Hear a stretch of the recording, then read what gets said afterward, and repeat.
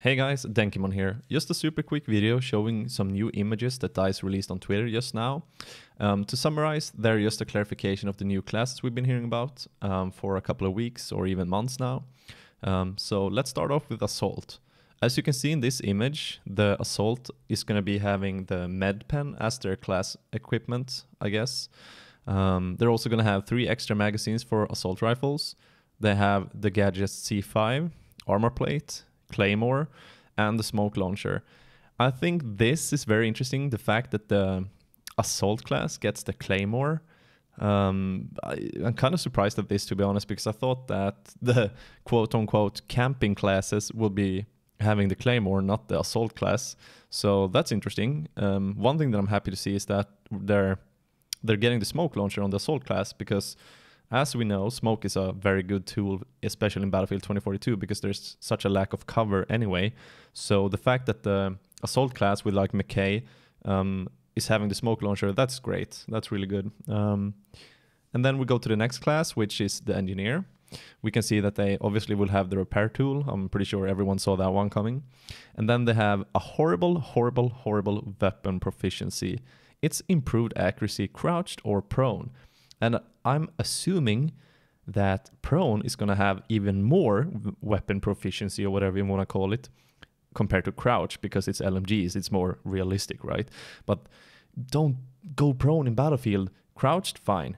Spam crouch, like many good players do, fine. But don't go prone. Like, proning in Battlefield is only for taking cover while quickly regenerating health or something. So try to not go prone. Like, that's just a pro tip, or whatever you want to call it. Other than that, they will have the AT mines and C5 explosives, EOD bot, the AA rocket launcher, the new Javelin, and the recoilless M5, which is pretty cool.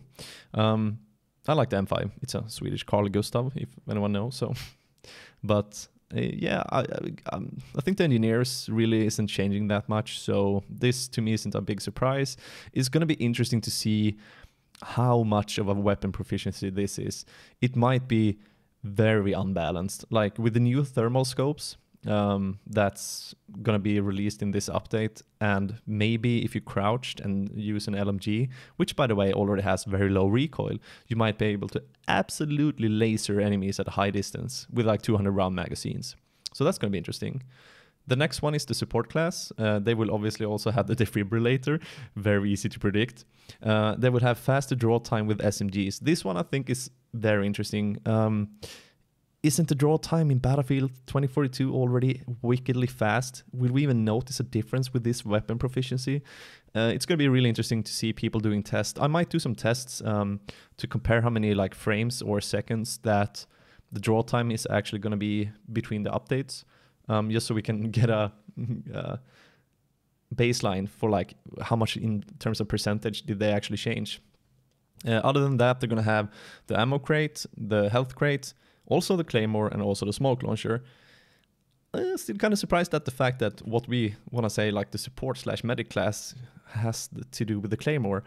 I'm more of a, Battlefield 3, Battlefield 4 type of guy, where the Recon class should have the claymore and like C5, I suppose. And lastly, we have the Recon class, which will have the insertion beacon. This, for me, is kind of boring, because I love playing McKay, putting an aggressive insertion beacon, and just being like spawning there, just going in, spawning there, going in.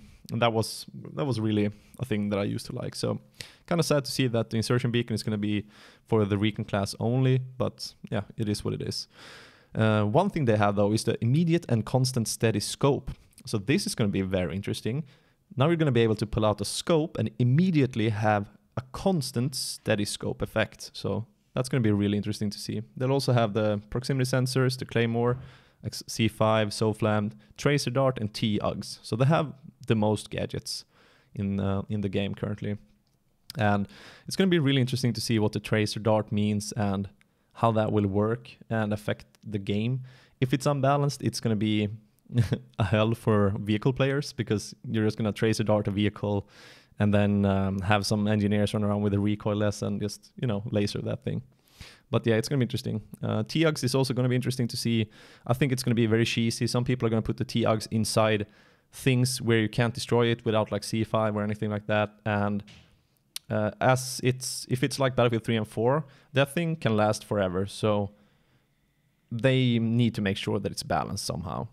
And lastly, we have this image of the thermal scope, which is what I thought. It's going to be, you're going to be able to see it through smoke with the thermal scope. And in my opinion, this is a horrible thing because this game already lacks cover. And this just adds to the fact that we don't have any cover in Battlefield. So now when you're smoking, you're going to have these guys with just like this image, right? An NTW50 that one taps body shot. You're going to have this guy sitting in some corner, just being able to see you through the smoke and then one tapping you. Yeah, sorry if this ramble was way longer than I thought, but I just wanted to get this out of there, just wanted to talk about this update. What are your thoughts about the stuff that was said in this video? I'd love to hear in the comment section. Peace out. Thank you so much for watching, and I'll see you guys in the next one.